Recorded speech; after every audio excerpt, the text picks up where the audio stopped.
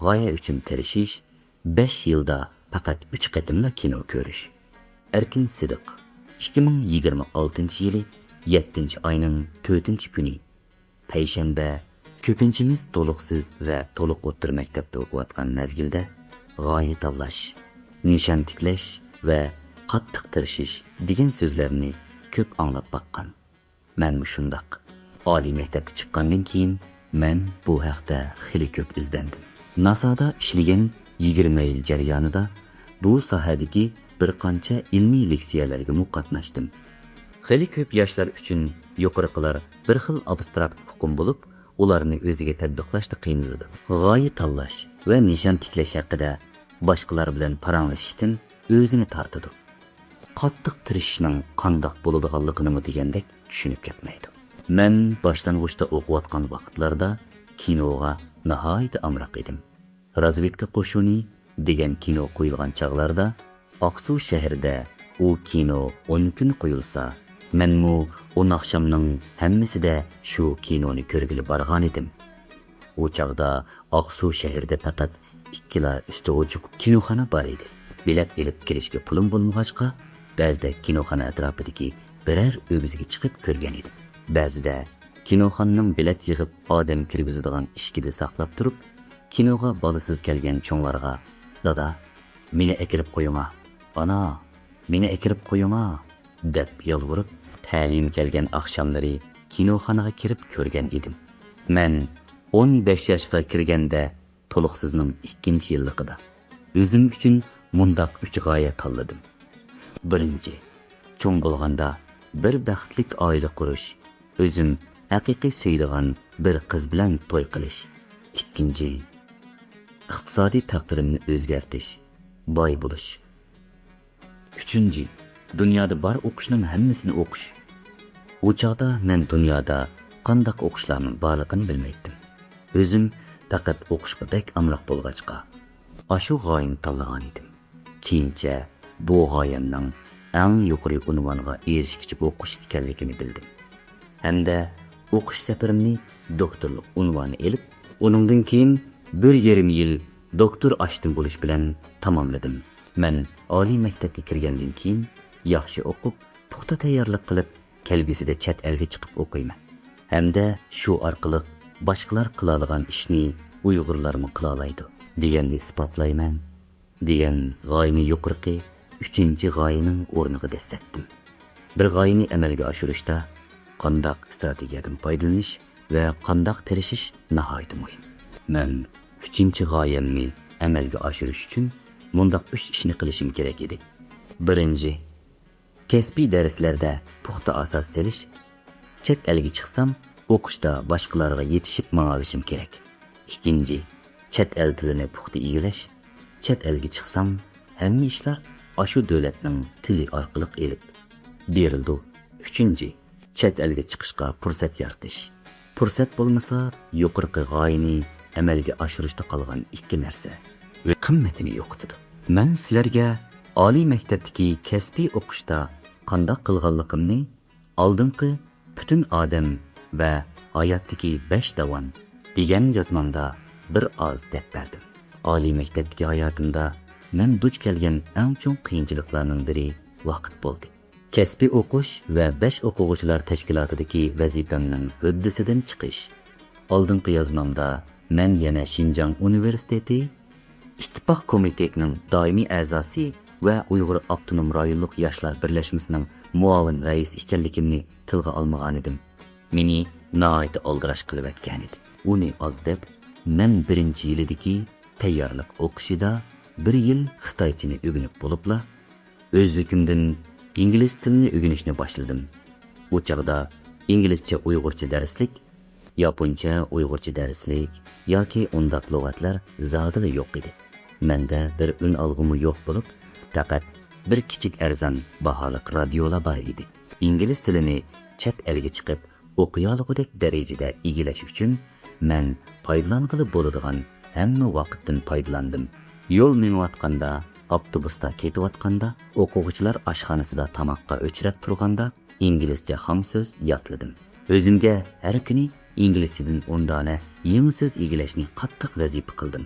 Mushundaq mangsam 10 kunda bir 100 söz, 100 kunda 1000 söz, 300 kunda 3000 söz ögünüp aldığan bolup, onundan keyin inglizce gazetlarni o'qiy oladigan bo'latdim. İngilizceni o'zligimdan o'rganishni boshlab 2 yil to'shqanda men maktabimizdagi Xitoy o'quvchilar 3 yilda tamomlaydigan ingliz tili darsligini to'liq o'rganib tugatdim. Hamda bir Xitoy sinfi o'quvchilarining ingliz tili darsini bitirish imtihoniga qatnashib 95 nomer oldim. Uningdan keyinla yapon tilini o'zligimdan o'rganishni boshladim.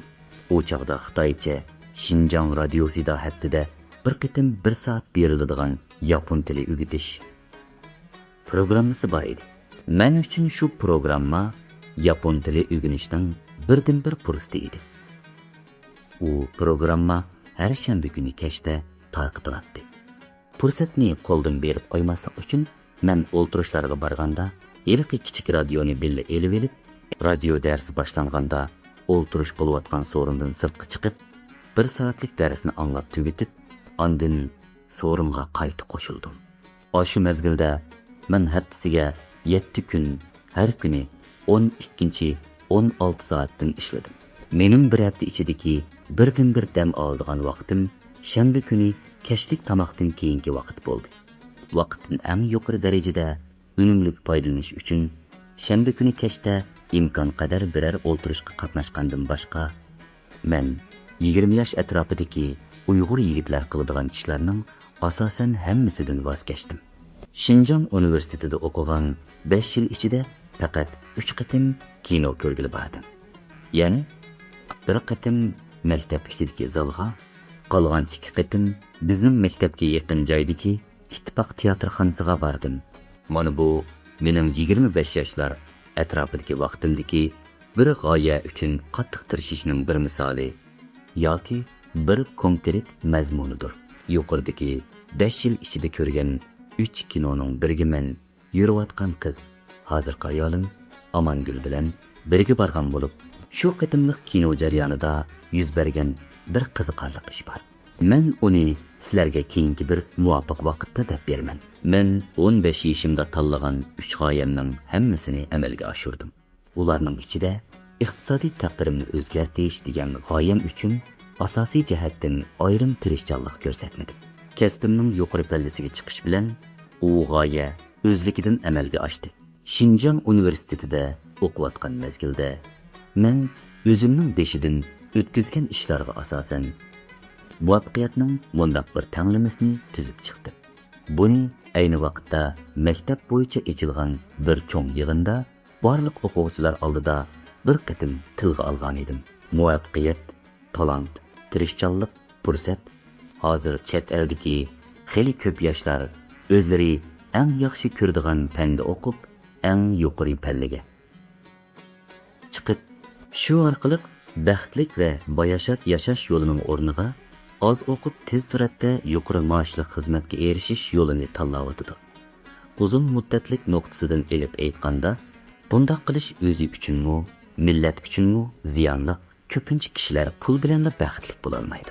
Hamda millatning 6 oylik kursda o'qish bilan qudrat topqizg'ili bo'lmaydi. Men ularning bir mezgildan keyin hozirgi tanlashiga pushaymon yeb qolmasligiga tilakdoshlik bildiraman. Hozir chet eldagi ko'plagan yoshlar 25-30 yoshga kirguncha o'ziga loyiq tepishga qiziqmay yoki ko'ngil bo'lmay, undan keyin o'zi haqiqiy yaxshi ko'radigan bir Uyg'ur loyiq tepish uchun ig'ir badallarni to'layotdi. Uyg'ur bilan to'y qilish orzusiga yetolmayotganlarmi bargan siri ko'payotdi. Mushu jihatda yoshlarning ishini osonlashtirish uchun Uyg'ur Project fondi xeli ko'p xarajat chiqim qilib, Kelnur to'r betini yasab ishga soldik. Ammo u biz kutgan unumga erisha olmayotdi. Bu ig'ir ahvolni o'zgartirishda ota-onalar kuchli rol o'ynay oladi. Bolamizning esiga bu ishni silib turishni, bolamizga davomli sen cho'qim Uyg'ur bilan to'y qilmasang bo'lmaydi degan gapni, bolamizga turishni, bolangiz 15 yoshga kirgandala boshlang. Rasm bizning sinfning Xinjiang universitetidagi o'qish kuttirish projekti bir rangsiz televizor qurashtirish bo'ldi. Bu rasmlikisi sinfimizdagi bir guruh savoqdoshlar televizor qurashtirayotgan bir ko'rinish. Bu rasm 1982 yılının ahırları tartılgan bulup, u aynı zamanda Şinjan Geziti ve Şinjan Yaşlar Jurnali degandek matbuatlarda tarqıtılgan.